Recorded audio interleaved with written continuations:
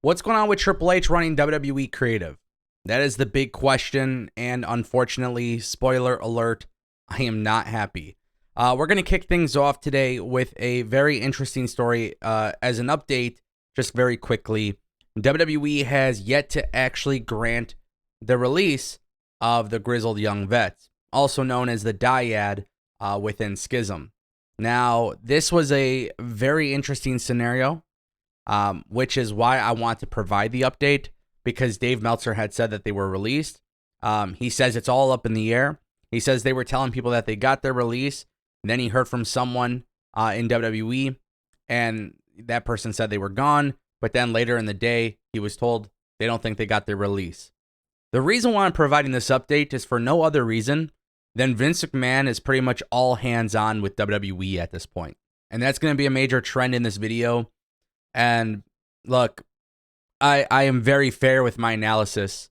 I am super incredibly fair with my analysis on pro wrestling. I don't bleed the WWE flag. I don't bleed the AEW flag. I don't bleed a flag for anybody.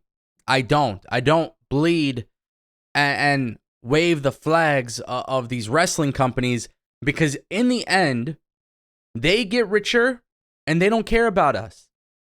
They are in business. Business, you got to separate the two. So with Vince McMahon being all hands on, it just doesn't seem like a very Vince McMahon thing to do, which is to release talent. And that right there is a real big concern as we go through the rest of the topics in today's video, because a lot of this actually has to do with Vince McMahon. And I feel like that's a very, very major problem.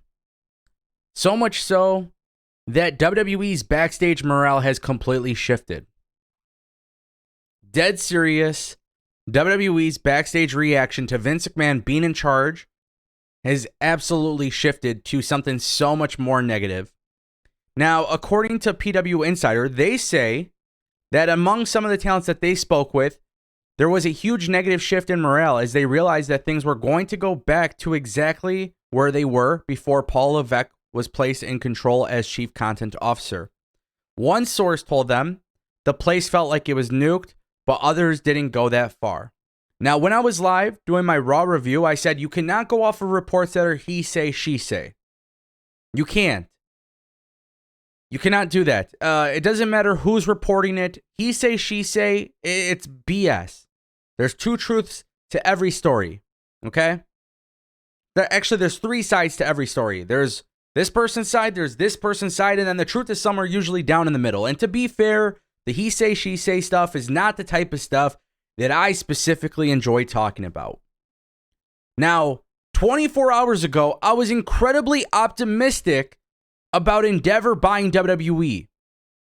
I looked at it from the perspective of maybe they'll be able to keep the tape library. Maybe they will, because they're already involved in live business based on Triple H and his booking and the stadium shows and all of these great records that they're breaking. I figure Ari Emanuel and Endeavor would just want to keep printing money.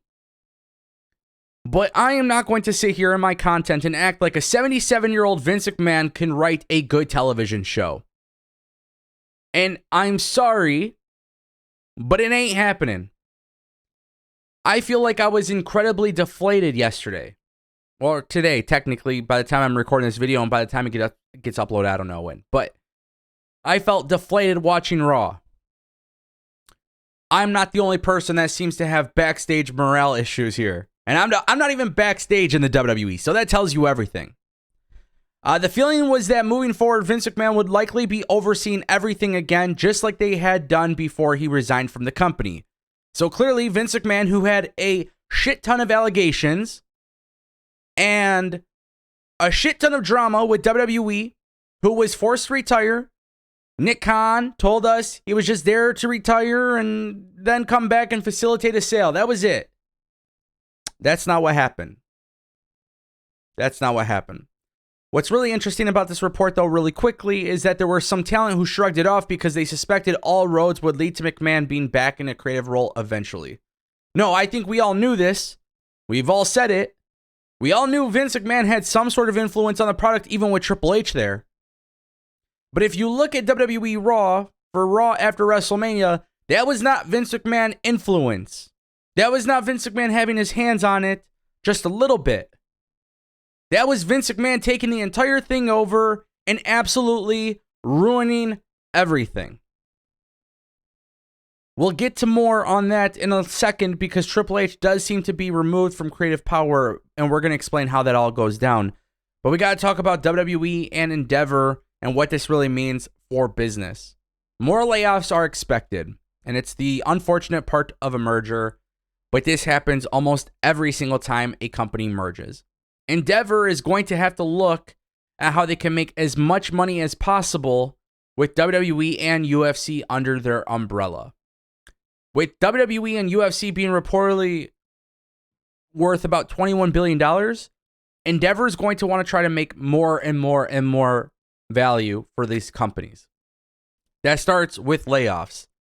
Now, it's the unfortunate reality, but in the UFC, and I've talked about this before on the channel, but if you missed it, top guys in the UFC like Nate Diaz, Francis Ngannou, they're top names in that company who could have had some very big fights, but ultimately Dana White and the UFC decided not to re-sign them.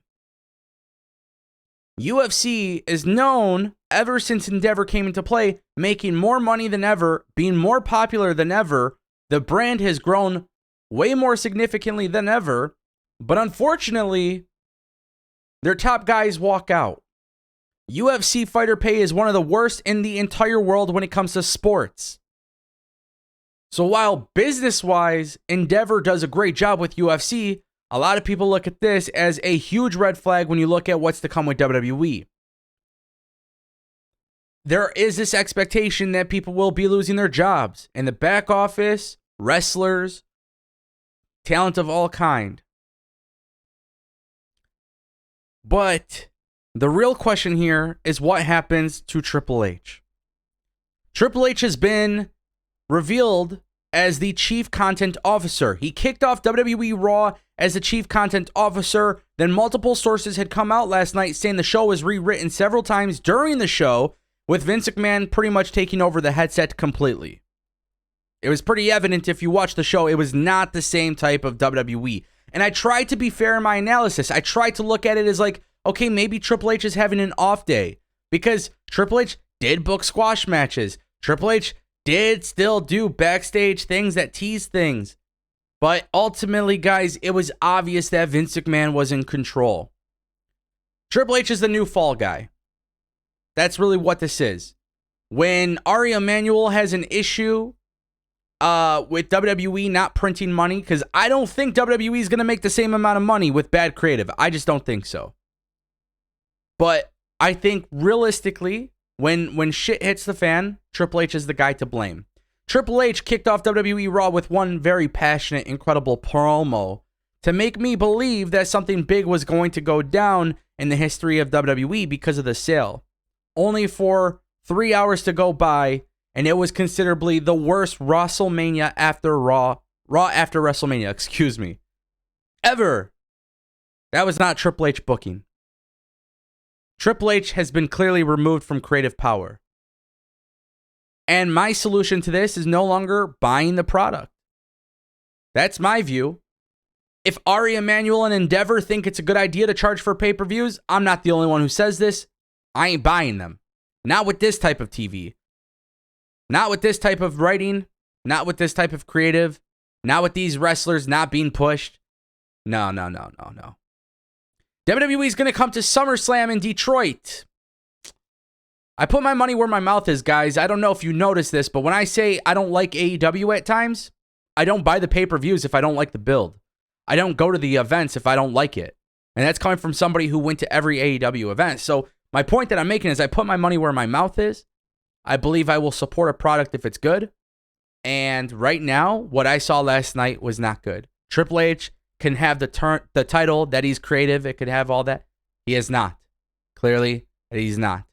It's unfortunate, but today, I'm very sad.